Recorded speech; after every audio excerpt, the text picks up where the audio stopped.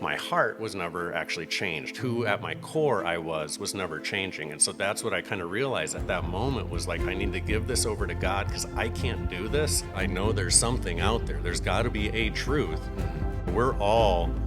So many men are like, they're living off of the insecurities from when they were a teenager. Good afternoon and welcome to another episode of Legacy Men's Podcast. My name is Gary Trevor, your host, and my co-host, Jason Gonzalez.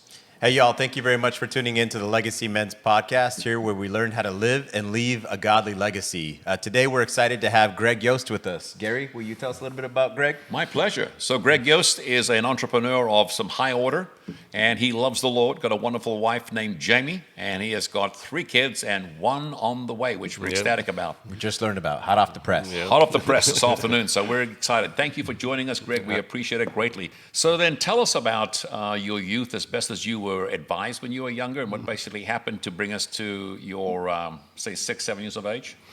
Yeah, basically born and raised here in Arizona, in Phoenix. Parents divorced when I was 9 months. Mom got remarried pretty quickly after the divorce with obviously what would become my stepdad. Don't really have too much memories of him other than 2 kind of more dramatic ones. One was of him kind of chasing my mom into the bathroom and shoving her up against the wall and her kind of bleeding up against the wall. And then the second one was them in an argument and him taking out a gun and pointing that at me as kind of leverage over her, basically. Other than that, I don't recall much. I don't know that it had a huge impact on me. It could have, but it's something I've never really truly dealt with or explored, to tell you the truth. My dad, he remarried when I was 8 or 9 to my stepmom. They're still together, and she had, who I consider my brother and sister, but that she brought into the family with a previous man and a previous husband, I should say. And so, yeah, have brother, sister on my dad's side, and mom divorced that second guy, and when I was in 4th grade, I believe it was, is when she decided that she was going to move to Connecticut to get remarried again with another man. So that kind of definitely left a more lasting impact on me, kind of, I think, started with that stronghold or that lie in my mind that kind of I've noticed has always kind of been there, that drives me, which is the I'm not enough kind of lie, and I use that as fuel to succeed, and I've also used that as the reason to kind of self-sabotage. What did you do in high school? Like, what were kind of some fun things or anything you can recall there? Yeah, I was an athlete. I mean, I did track and basketball, and so I was all about sports and hanging out. I was actually pretty straight edge, didn't do many bad things. I'd go to the parties and all of that. I just didn't engage in the drinking. I didn't do all of that stuff. Me and a few guys just didn't. We could be around it, and we, for whatever reason, were very strong in our, I don't know if I would even say if it was my faith, just more in convictions of we're not going to do this. We're not going to be like everybody else. And cool. Then, yeah, when I was 18, after I graduated high school, it became a whole new story. We do, yeah. Same here. I did a lot. I grew up in Albuquerque, New Mexico, so we didn't have much to do, so we did have a lot of drinking going on. Track that back. So they're in high school. Like, what did faith look like in the household, whether it be at your mom's house or your dad's house? Well, it was non-existent at my mom's, and my dad's. It really wasn't, I would say. I grew up, my whole family grew up in a Lutheran household, but as far as church, but it wasn't something that was taken very seriously at my home. It was just something that throughout my teenage years, I always kind of believed in God or something, a higher power, but I was already at 14, 15, 16, starting to question, Christianity and, is this really just a big cult and nobody even seems to really be into this and truly acting the way, so I started to look at Christianity as a lot of different religions of just a form of control, so I didn't necessarily, my faith in Christianity was almost non-existent, I would say, but my belief in God was always there. Now in high school, a few of those good friends that I was tight with, they actually went to a church, Mountain Park Community in Ahwatukee, and they asked me if I wanted to come to like a youth group during the week. It was called Hot Church, and or Face to Face, excuse me, and yeah, so that kind of actually was just really cool, and I think built a foundation that I later was able to go back to. I didn't realize it at the time. I thought it was just kind of, I was really there to just hang out with the friends, to tell you the truth. Yeah. And It's so kind of like a youth night type Yeah. thing or something like that, yeah, right? and we all just played basketball, and really it was like just, it wasn't even a big youth night for the whole church's youth. It was like 10 of us that were all kind of athletes, like Christian athletes, and so we met with the youth pastor every Wednesday, and he'd have us over at his house, or we'd go somewhere to have dinner or something like that. And Cool. people were able to open up and be vulnerable in ways that you would never do at school or even at like hanging out at each other's house, because the pastor would kind of lead it to more deeper subjects. And so people would talk about abuse and different things that we had no idea, lifelong friends together, and we had no idea that people were going through that stuff. And I'm not too familiar with the Lutheran church, but I'm going to assume, like, I grew up in like a Methodist, Baptist type churches who are a little bit more structure and a little bit more like. So, well, Mountain Park is actually a community. It's non-denominational, like Cornerstone. Okay, so cool. I grew up as like elementary in a Lutheran church. That was kind of like my foundation, so to speak. But by middle school, I was no longer going there. My dad wasn't taking me. There was no church. There was no church again for me until like, again, my junior year of high school, going to just really to hang out with friends. It wasn't even to seek the Lord out. It was just, I'm just trying to hang out and have some breakfast afterwards, you know? And I'd love to circle back to that church, because like you said, it kind of planted a seed. So it was really cool. Yeah. The thing you still struggled with was insecurity, because you felt like you were a second fiddle versus the first fiddle, for lack of a better word. How did that work out for you? How did you deal with that, I should say more correctly, as you came into your 18 to 23 years of age? Yeah, so I kind of had, like, in a weird way, two simultaneous paths going on in my life at the same time. One of which I've always believed in a higher truth, and I've always felt that there was a truth out there. I think when we've talked before, I brought up, people will talk about faith or religions in general, in a way of like many paths lead to the same one, or, oh, that's your truth. You can have your truth. I can have my truth. And that just intellectually doesn't make sense to me. To me, there has to be a truth. We can't all have our own individual truth when it comes to actual reality. It's kind of like a car accident.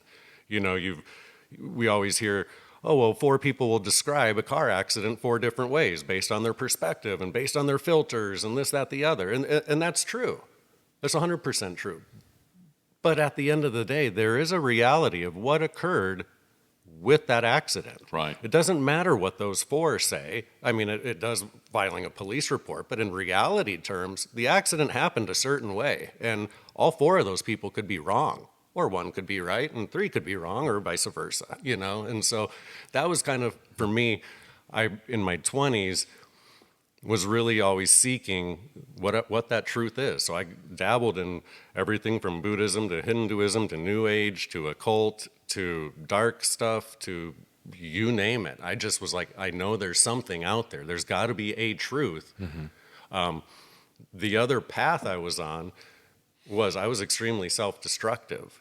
So I was just always on drugs, drunk, or going after random women for just random sex. And so that's actually what occupied most of my time. It was when I was idle, when I was drunk by myself, if I was high by myself, if I didn't have a girl that I was pursuing, when I was home by myself, that's when I would start thinking about all of these other things. I would actually start, as weird as it sounds, I'd be reading business books and all this. So I had I'd be destroying myself psychologically, emotionally, physically, and all of that. But at the same time, knowing that there's this better life that's out there, there's this truth that's out there. I just wasn't living it, not Yeah. even close to it. There's so many listeners that just need to hear this out, just because, I mean, you may be in your mess, you may have been in your mess, or you're going to be in a mess. And no matter what, God is still working Amen. in those different angles, yeah. right? Amen. And what you're going through or growing through. And what's interesting is that God had placed you at Barnes and Noble. That's where you were working. Yeah. To have all of these resources available to you to go basically through this battle, this intellectual, battle of like, where is this truth? Yeah. Right. And he put a guy in your life. Yeah. He put a spiritual warrior in your life, Patrick. Yeah, and that's who I give all credit to for turning my life, towards Christ. Again, I got a job at Barnes and Noble, barely over minimum wage, and I was at that job for 10 years. I didn't start until I was like 23. So like, I'm making barely minimum wage at a job that can be replaced by a 16-year-old like that. So that shows you where my mentality was. I only wanted a job to pay for my lifestyle of partying, of going nowhere, basically. That was my concern. And then I could read books for free. And so this guy Patrick, he was a regular customer that would come in, and for a few years we would just talk. We would talk about politics. We'd talk about just all sorts of stuff, and he would always try to bring it to like Christ. He'd end up always trying to steer the conversation towards Jesus or Christianity, and I can always remember I'd always just be like, oh man, why'd you have to ruin this conversation, Patrick? Like, why did you have to go there? Like, we were having such a good time. Why are you wasting my time about Jesus is Lord and like this, that, the other? But at the same time, there was always something attractive about him in the sense that he just seemed so genuine. And I would see him when he didn't know I could see him. He'd be in the cafe, and I would see him just buy strangers coffee, and I didn't see other people doing that.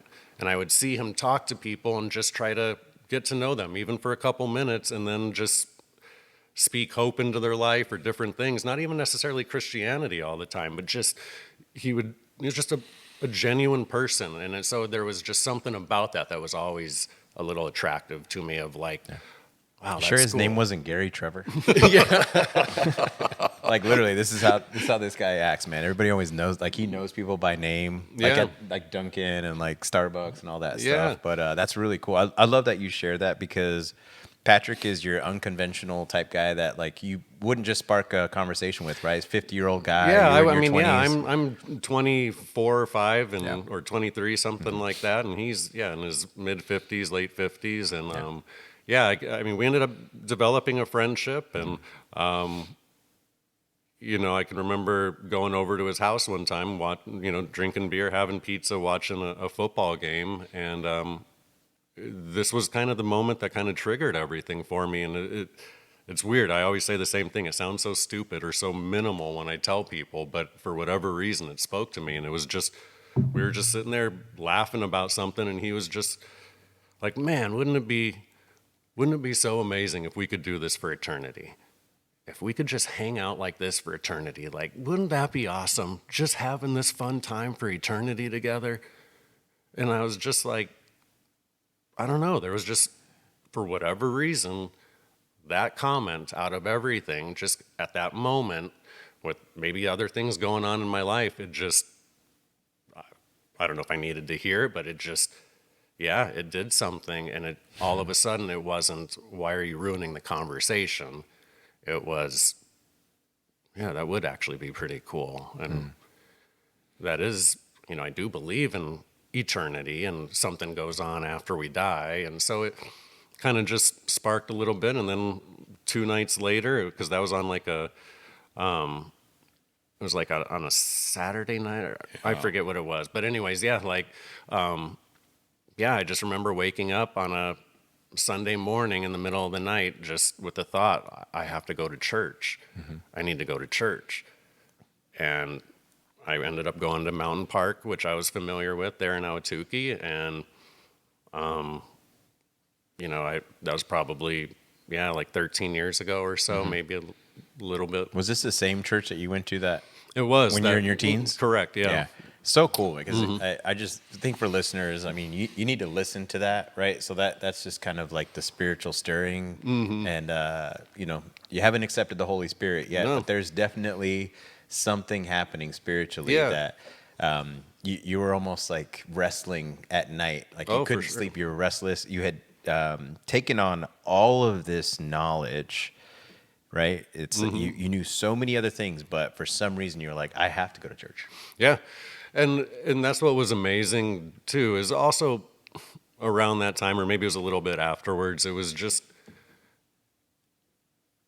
because I'm into politics and culture and this, that, the other, whatever you want to say about that. But like, I just always found it interesting that Christianity seemed to be the religion that was always kind of being poo-pooed. And there was, you were looked down on if you're an anti-Semite. You were looked down on if you talked against any other religion. But if you talked against Christianity, there just seemed to be almost like, let's join in on the fun and laugh. And for me, with the way I've always been someone that kind of questions authority, and so I just always was like, why is that? Why does the media, why does movies, TV, why does so much just kind of like, it's not okay to be Christian? It just kind of sparked something in me. So that was awesome. There was just a lot of little things at play, but yeah, that was, Patrick was the main thing, and I ended up going to church and really hardly miss it ever in the last 13 years. Probably could count on two hands. And those first few years though, it was not me just giving my life over to God. Like, it was a true wrestling with, can I really accept this? Like, that's how I honestly looked at it. I mean, I can remember being in the auditorium at Cornerstone, because I was at Mountain Park for a year or two, and I ended up seeing all these stickers on the back of cars for Cornerstone, and so I'm like, all right, I'm gonna check this church out too. Yeah, And but tell us about the first time you came in the condition you were when you first came to Cornerstone. That just oh blew me yeah, away. I'd been going to church already for at Mountain Park for a year or two, but my life, like I said, I did not accept everything. I just enjoyed the feeling of it, of, hey, I'm actually around positive people. I'm hearing good music. I leave, I've got this kind of energy and happiness about me, but then I'd go right back to my destructive behaviors. And that lasted my first few years of church. And I would walk into church completely stoned. I'd smoke one or two blunts and then go walking into church, and sit in the back row by myself. And I was doing that, and so I just thought it was like the misters. You know what I mean? I thought the worship team, you know what I mean? Like in the green room or whatever. I'm like, man, they're having extra fun today. It was Greg. It was. I was having a lot of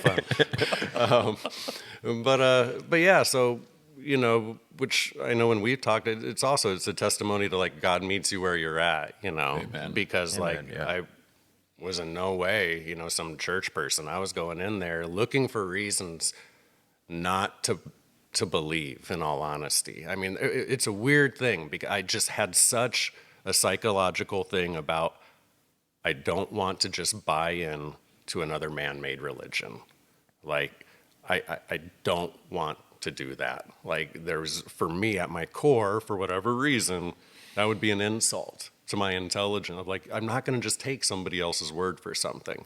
And then, I would look at what I thought, which were, hypocrisies in like, just different things going on, scandals in church. And so there was a lot of roadblocks to me truly giving my heart and mind. And truly, it was me giving my mind to God after a few years before I actually even gave my heart. And like, those years giving my mind to God and actually accepting Christ in my mind were good. don't get me wrong, and I could see changes in my life, but like the real changes in my life didn't occur until I actually gave my heart to God in a completely, really broken state because of my desperation with me and my wife at the time. Yeah, let's talk through that. So, Yeah. what did home look like? Because at this time, I think you had already had your first child. Yeah, I Right. mean, no, I think I had started to go to church already before Okay. my first child. But like I said, I wasn't living it. I was just going because it felt good for an hour, hour and a half. And then I would go and numb myself, immediately out in the parking lot, and so, but yeah, no, I met my wife at Barnes and Noble when I was like 25, 26, somewhere in there. She's a few years younger than me. And we were, the first year it was good, like you kind of have that passion and this, that, the other, and getting to know each other and all of that. But after the first year, I was always living a lie to her. She knew I had had like issues with drinking and women and drugs before, but I had led her to believe that I had all of that completely behind me, and in reality, I didn't. And so I was always living kind of a second life. I would say, oh, I'm going to school, and I would go to school, but then I would go and do stuff afterwards. And so I never gave her time. I never gave her any energy. And like, yeah, I was giving that to everybody else but her. And after a couple years of that, she kind of started to do her own thing as well.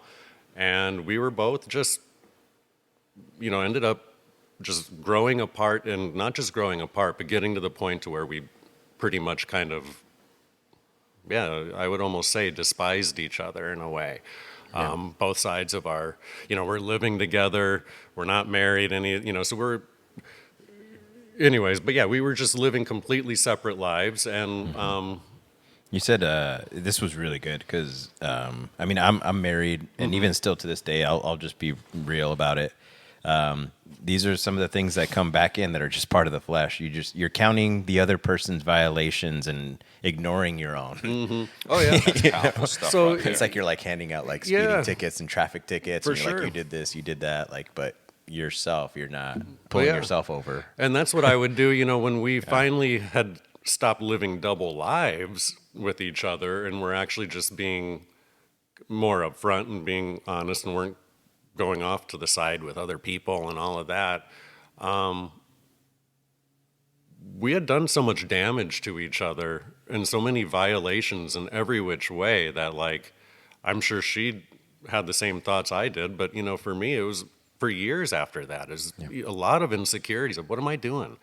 Like, we have no foundation. Why am I wasting my time here? And just kind of, and I would just always look at her violations and ignore mine. And once I was able to finally be honest with myself and realize, like, no, actually, I started everything, and like, I was leading our relationship, but in a very destructive way. And like, it was just, but it took years of me being a victim and lying to myself that she was the bad person, she caused everything, and ignoring all of mine, like I'm just this innocent guy in the whole thing, and like, woe is me. And it wasn't until I had to like face, I lied to myself. I would literally not even acknowledge my stuff that I did. I lied to myself to the point where I was believing my own lies in my own head, of like, I've done nothing. I've done nothing to deserve this.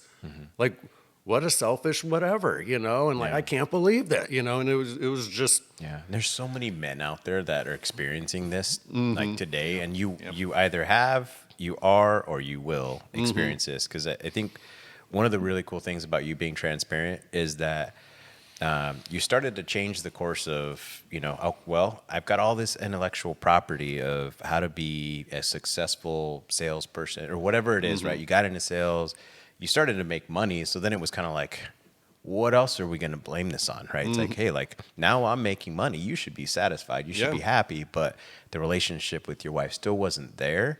And then you even mentioned some things that I think, a lot of men we naturally do, right? We just, okay, cool. Well, I'm just going to be a great father then. Yeah. Like, let me just focus on my kid. Let me ignore the violations that I'm, having with like in my marriage. And then my wife gets a little bit less of me, right? You just kind of lose focus on what's most important. Oh, yeah. And but one of the lies, go on. Yeah, so let's pick up from where you just said. That's very, very good. Because I want to get to the point where you and Layla, your eldest daughter, had built this huge Lego set. Yeah. That was a powerful thing. Yes. Kind of walk us through that, because that to me was kind of a meeting of Christ to sort of say, what's happening. So kind of walk us through that, because many of us have gone through that. And what Jay was saying was true for me. When we had our two kids, I was so in love with my daughter that I did ignore my son and my wife. So yes, it's true. Even in my own life, it's taken me time to get that fixed. But let's go back to when you and Layla had built this beautiful Lego set. And what happened from there? Yeah, well, leading up to that is because I was at my breaking point emotionally. I was so frustrated and just pissed of where me and my wife were, the state of our relationship. It was consuming my mind constantly. If I wasn't working, then that's where my thoughts were, and it was just frustration beyond belief. And so I was kind of at the moment of like, we probably do need to split. I never wanted to split my, at the time, my one child and Jamie up, but I was kind of so frustrated that I'd reached the point of fine, I'm okay with that potentially, and me and Jamie, by this moment, just I've turned around basically everything else in my life. I'm not doing drugs. I'm not doing any of this. So I've built up a successful business, but I've got this one thing that no matter what I do, I can't change it, and it's my relationship. Nothing is working. I've read the books. I've gone to the seminars. I'm reading the Bible every day. I'm going to church for years at this point. But the relationship nothing is changing, and if anything, in my viewpoint, it's getting worse. And so, me and Jamie got into this big argument one time, and me and Layla, my oldest, we had built just tons of those huge Lego buildings, practically like a city, and had it on a table basically like this size. And it was up against the wall. Me and Jamie get in a big argument. I slam the door, and it vibrates the wall, and it was like a domino effect. It just, all of them ended up crashing down onto the floor. And it was literally the metaphor or symbol of what I was feeling inside. It was just, that's my freaking life.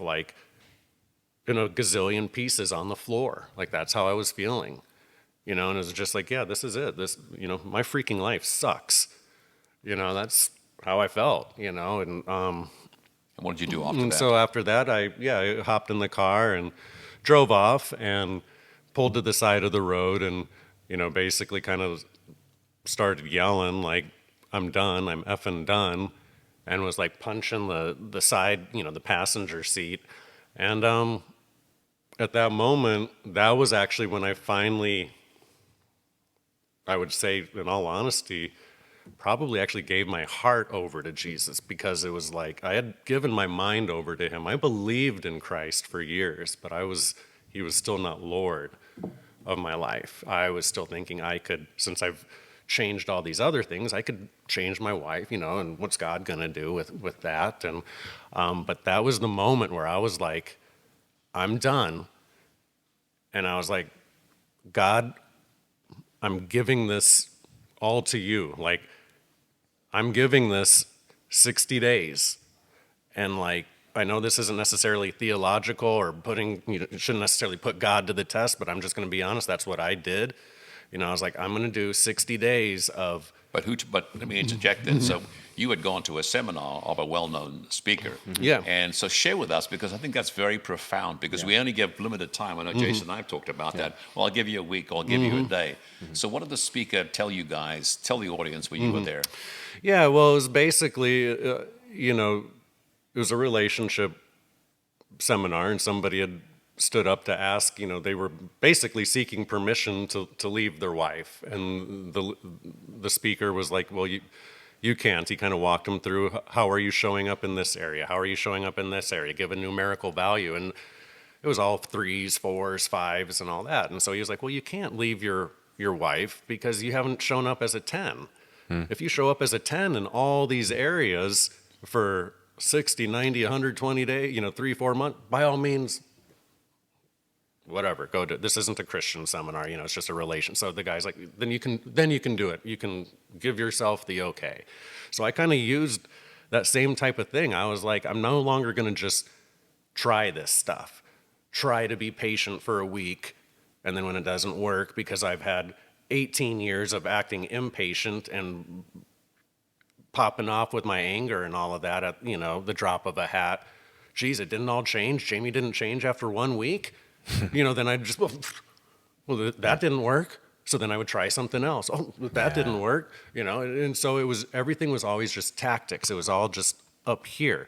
My heart was never actually changed. Who at my core I was never changing. And so that's what I kind of realized at that moment was like, I need to give this over to God because I can't do this.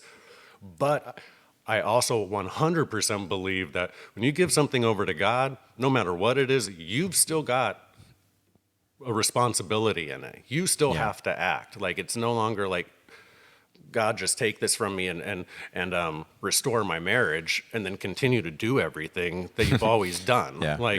That's one of the great, verse from the Bible is, it's something along, do not be a fool or something like that. God cannot be mocked. You reap what you sow. Yeah. And so just because you've said a prayer doesn't mean everything's going to work out. And so I took the whole 60-day thing. I'm like, okay, so I'm going to show up as a 10 the way the Bible that I'm reading about every day and live it, instead of just making it intellectual or a quick inspirational thing of like, oh yeah, that's true, I ought to try that. It was, no, I am that. Like, it's not trying. It's no longer, this is a cool theory. I ought to do this. Oh, I could see the value in that, but then never do it.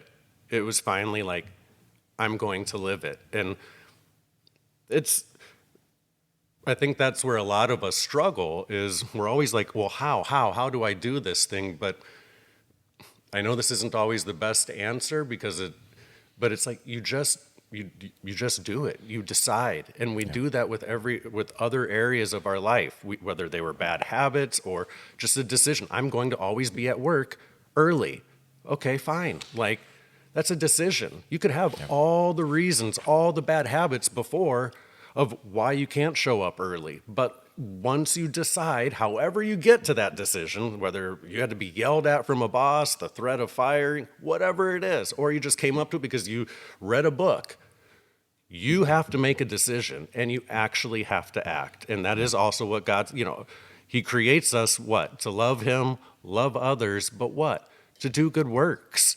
Yeah. Our good works doesn't save us, but we were saved to do good works, and that's what was so attractive about like bringing it full circle to like Patrick was living it. This is Barnes and Noble Patrick, by Barnes the way. and Noble Patrick. For listeners, we have a Cornerstone pastor, Patrick McCullough, as well. Shout out to him. And shout out to Pastor Scott Rogers, also at Cornerstone, and Pastor Lynn Winters, because those were also influences. I want to go back to this moment because I wrote this down in my notes. I think it's kind of funny.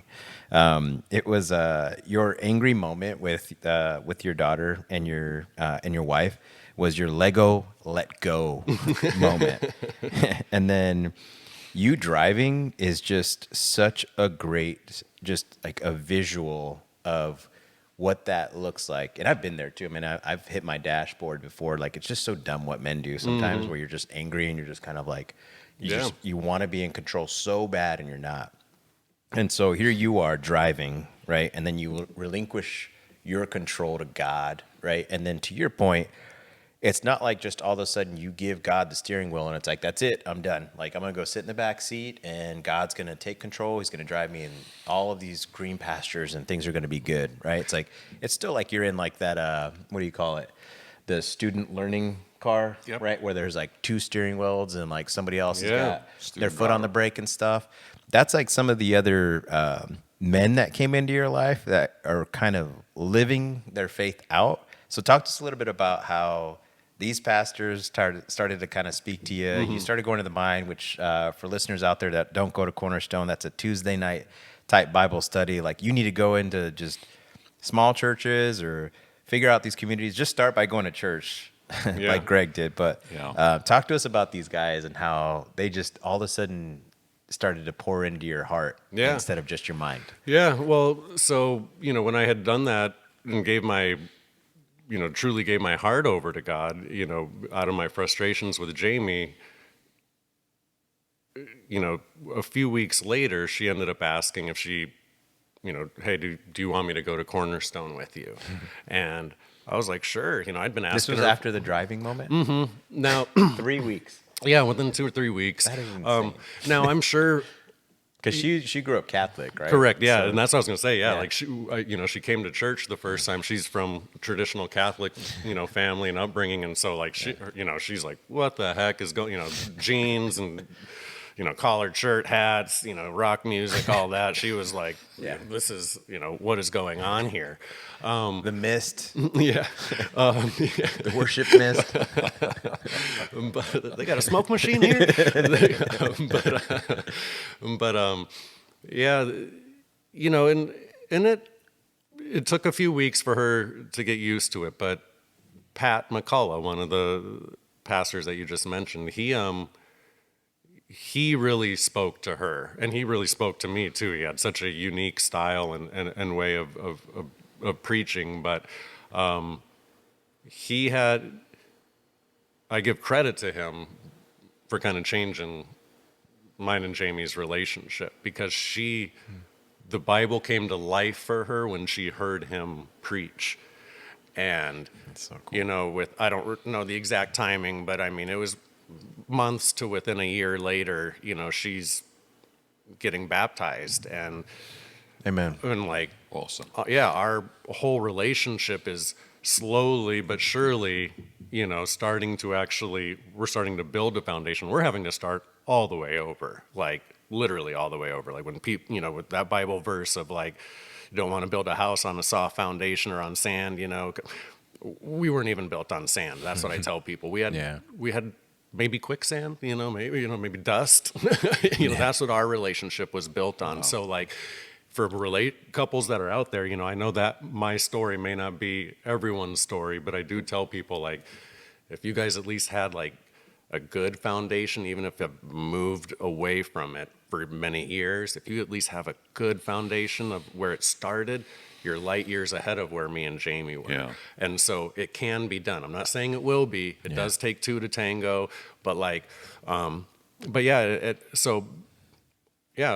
relationship ended up being restored, and like, she's just absolutely amazing. And what Pat also did for me was he was the guy that I wanted to be, if I was being perfectly honest. He was the man that I wanted to become.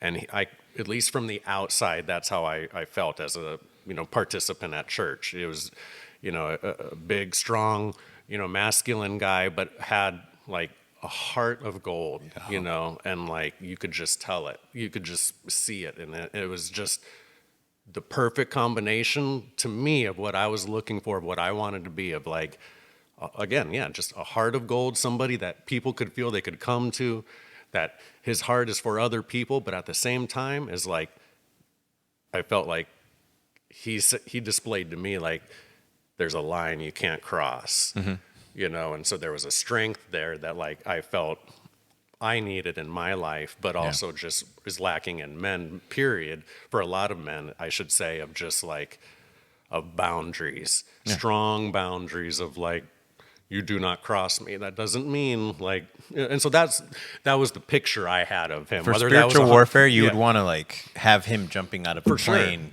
like you and Yeah. him, like parachute. Yeah. Like you trust him fighting that battle Yeah, for for you. sure. And I agree. I came and I was like, oh man, like that guy's probably a Marine because he was talking about like being around the San Diego area and Yeah. all that stuff. And he's like, no, but my dad or no, one of his sons, I think it is. Yeah.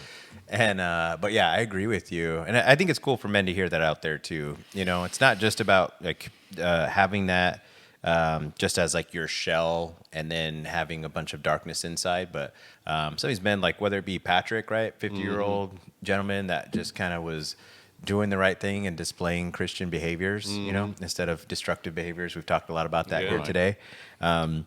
And then just in the church, sometimes you need to kind of see that. Like you said, you'll see these things on the news and like, people are talking negative about Christian churches and just really bad things happening. And it's like, whoa, like at the same time, you know what? There's some really cool like people that are in the church that are living this faith out, Oh yeah. Yeah. And that's what I've gotten to notice, like the more involved. So it's like, I almost can see like, I had my questioning, searching period my first few years, in my walk with Christ. And then it became, I gave my heart over truly finally, but it was still a lot was me focused, me and my relationship focused.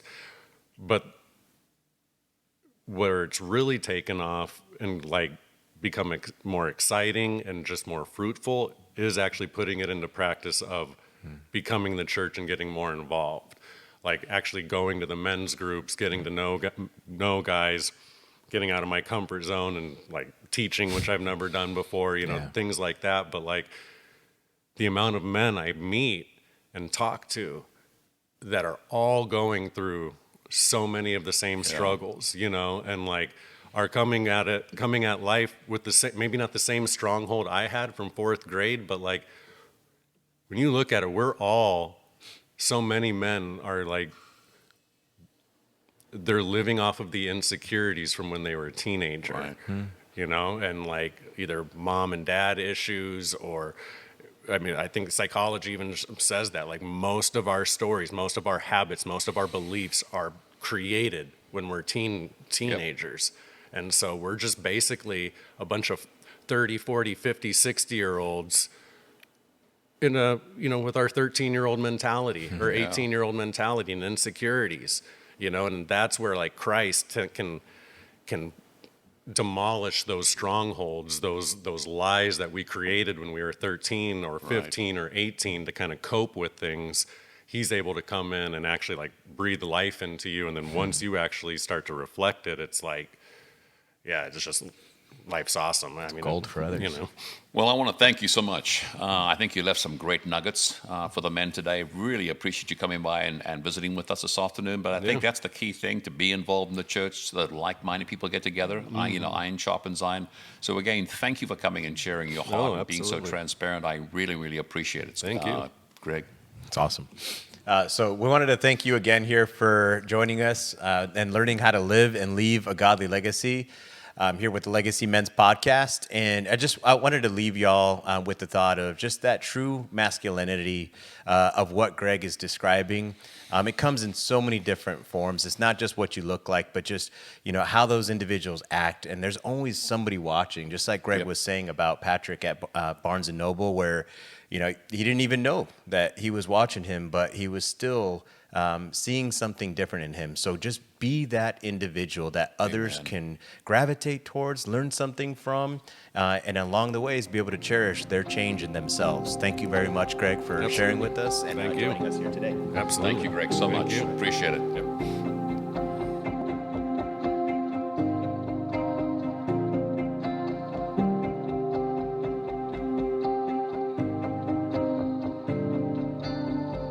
Next time on the Legacy Men's Podcast.